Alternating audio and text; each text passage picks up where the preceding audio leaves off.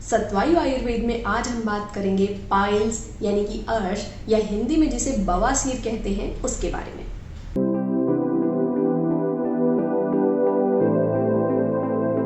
Piles यानी कि बवासीर मराठी में जिसे मूलव्याध कहते हैं, इसकी समस्या लगातार लोगों के बीच में बढ़ती जा रही है।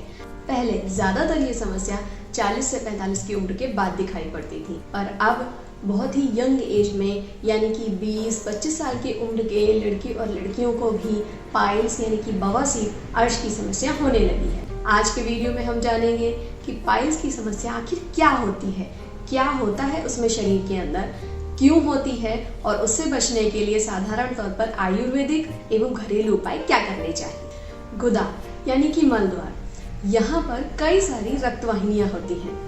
दूषित रक्त के कारण और मंदाग्नि के कारण जब ये रक्त वाहिनियां तो इनके ऊपर के मांस को लेकर ये मांसांकुर की तरह फूल जाती हैं। शुरुआत में ये रक्त वाहिनियां थोड़ी फूलने के कारण मल त्याग के समय थोड़ी सी परेशानी होती है, और अगर टाइट मल होता है यानी कि बहुत ज़्यादा हार्ड लैट्रिन होती है तो उस समय बाद में थोड़ा सा 2-3 बूंद या कुछ रक्त भी पड़ सकता है। लेकिन धीरे धीरे जब उन कारणों का सेवन जिनके कारण पाइल्स या अर्श होते हैं उनका लगातार सेवन किया जाता है तो ये पाइल्स मांस बहुत बड़े हो जाते हैं और ये मांसांकुर बाहर की तरफ निकलने लगते हैं। जब ये बाहर की तरफ निकलने लगते हैं तो कुछ समय तक इन्हें उंगलियों से अंदर किया जा सकता है, लेकिन अगर ये बहुत ज़्यादा बढ़ जाते हैं तो इन्हें हाथ से भी अंदर नहीं कर पाते हैं। ऐसे समय पर अगर उष्ण, तीक्ष्ण, विदाही, मसालेदार और चिंता, क्रोध इन सब चीज़ों का ज़्यादा सेवन करते हैं तो इन मांसांकुरों से बहुत ज़्यादा रक्त निकलने लगता है। बवासीर या पाइल्स में मल त्याग के बाद एकदम से छप से रक्त गिरता है, इसलिए इसे अंग्रेजी में स्प्लैश इन द पॉट भी कहा जाता है। पाइल्स 2 तरह की होती है, एक शुष्क और दूसरी आर्द्र। शुष्क का मतलब है कि जिस पाइल्स में से रक्त नहीं निकलता है, जिस अर्श में से बवासीर में से खून नहीं निकलता है उसे शुष्क या फिर ड्राई पाइल्स भी कहा जाता है। लेकिन जिस पाइल्स में से रक्त निकलता है, बहुत ज़्यादा खून निकलता है, उसे आर्द्र पाइल्स कहते हैं। बवासीर की समस्या से परेशान व्यक्ति को बैठने में, उठने में बहुत ज़्यादा दर्द होता है। इसके अलावा उस व्यक्ति को जब भी मल त्याग का विचार मन में आता है तो उसे बहुत डर लगता है, क्योंकि उसे पता होता है कि उसे बहुत ज़्यादा दर्द होगा। इसलिए अगर आपको पाइल्स हैं तो क्यों है ये जानना भी ज़रूरी है।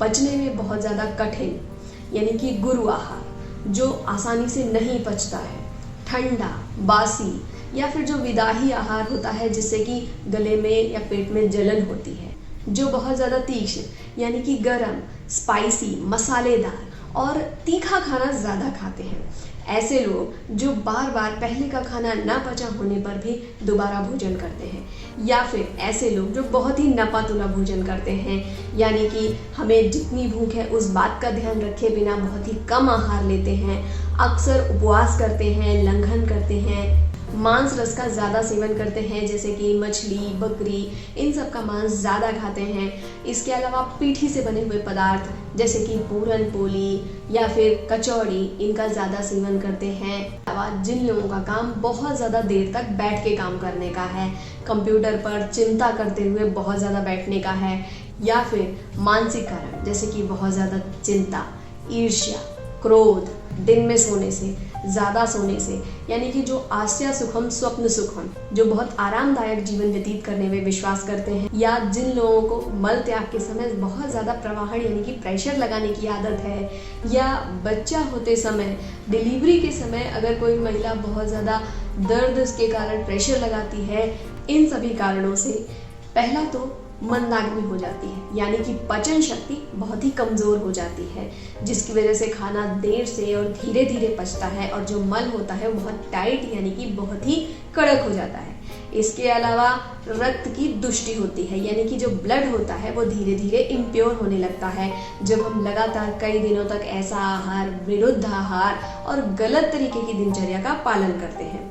तो मंदाग्नि और रक्त की दृष्टि होने के कारण रक्तवाहिनियां फूलकर धीरे धीरे मांसांकुरों को जन्म देती हैं। यानी कि जो वहाँ का मांस होता है और रक्त होता है वो एक साथ बड़े होकर एक अंकुर की तरह बन जाते हैं। ये अंकुर बहुत अंदर की तरफ भी हो सकते हैं और बाहर की तरफ भी। इसी को अर्श कहते हैं। अर्श की शुरुआती अवस्था में तो अगर आप औषधियाँ लेते हैं, कुछ घरेलू उपाय करते हैं और निदानों का सेवन नहीं करते हैं तो इलाज संभव है। लेकिन अगर पाइल मास यानी कि जो बवासीर के मांसांकुर हैं वो बहुत ज़्यादा बड़े हो जाते हैं, ऐसी अवस्था में आपको किसी न किसी सर्जिकल प्रोसीजर का सहारा लेना पड़ता है। शुरुआती तौर पर हमें क्या क्या घरेलू उपाय करने चाहिए, आइए जानते हैं। घरेलू उपाय के तौर पर सुबह सुबह भुना हुआ जीरा, सौंफ या फिर शुद्ध नाग केसर के साथ में मक्खन या घी और साथ में शक्कर, ये मिलाकर अगर लेते हैं तो बहुत फायदेमंद होता है। केवल घी और शक्कर या फिर मक्खन और शक्कर भी बहुत फायदेमंद रहता है, क्योंकि इसकी वजह से जो टाइट मल त्याग होता है, जो कड़क मल त्याग होता है वो नहीं होता है और इससे आपको पाइल्स के दर्द में बहुत आराम मिलता है। इसके अलावा डाइट में यानी कि खाने में फाइब्रस चीज़ें होनी चाहिए। फलों का जूस लेने की बजाय पूरा फल लेना चाहिए। करेला, मेथी और सूरन ये विशेष फायदेमंद माने जाते हैं। सुबह सुबह काले तिल का 1 चम्मच चूर्ण घी या मक्खन के साथ लेना या फिर 2 चम्मच मूली का रस देना भी बहुत फायदेमंद देखा गया है।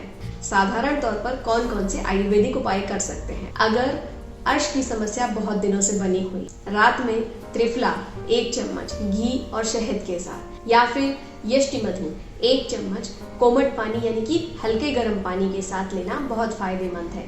इसकी वजह से कॉन्स्टिपेशन यानी कि कब्ज की प्रॉब्लम नहीं होती है और पाइल्स की समस्या में बहुत आराम मिलता है। अगर दर्द और जलन गुदा मार्ग में बहुत ज़्यादा है तो शतधौत घृत यानी कि 100 बार धोया हुआ घृत या फिर जात्यादि घृत, ये अगर आप लगाते हैं अपने गुदा मार्ग में तो ये बहुत फायदा करता है। टब बाथ जिसे सिट्स बाथ भी कहा जाता है, इसमें एक बड़े से टब में हल्का गर्म पानी लेते हैं, उसमें फिटकरी या फिर जिसे तुरुटी भी कहा जाता है, साथ में आयुर्वेदिक औषध और हल्दी को डालकर उसमें बैठना चाहिए।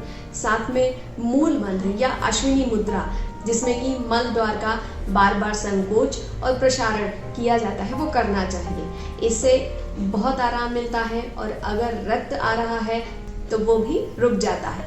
आयुर्वेद में अर्शकुठार रस, अर्शोग्निवटी जैसी कई औषधियाँ बताई गई हैं, पर अगर आपका पाइल्स बहुत ज़्यादा बढ़ गया है तो आपके किसी आयुर्वेदिक वैद्य की सलाह से ही औषधियाँ लेनी चाहिए।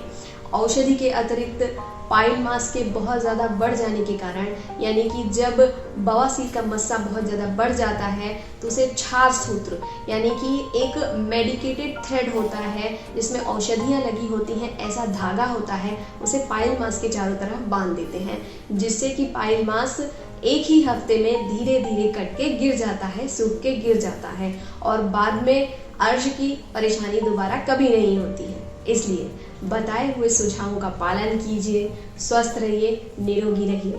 धन्यवाद। अपने प्रश्नों के लिए और आयुर्वेद के विषयों के बारे में और जानकारी प्राप्त करने के लिए हमें ज़रूर लिखें और हमसे जुड़े रहने के लिए हमारे चैनल को सब्सक्राइब करें। धन्यवाद।